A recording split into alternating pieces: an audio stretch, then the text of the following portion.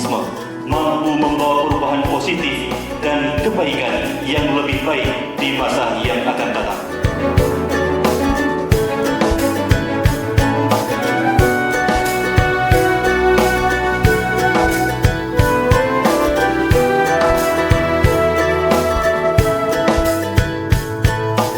Pengurus besar, Ketua Umum, Gus Sekjen, Gus Bendahara, beserta rombongan yang telah berhadir di kesempatan ini, sepengetahuan kami dalam sejarah keberadaan Nahdlatul Ulama di Aceh, belum pernah 3 tokoh kunci pengurus besar hadir ke Aceh selain daripada kegiatan ini.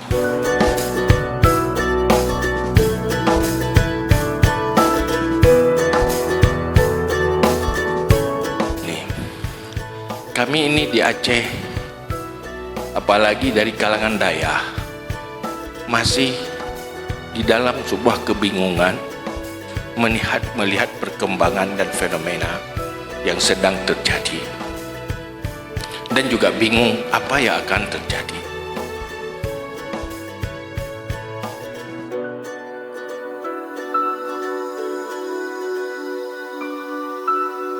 Supaya ada hiburan sedikit di Aceh ini, dapat barokah bertemu dengan para ulama di Aceh ini. Alhamdulillah.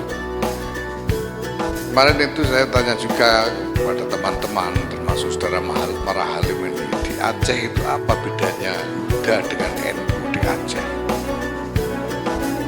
Dia agak pusing juga, bingung juga, gimana gitu.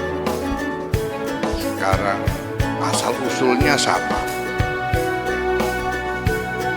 Bilang pesantren itu kan Dayak juga, NU itu kan ya dari Dayak juga, mazhabnya sama, nah orang-orangnya sama juga. Itu bedanya apa ya di NU dengan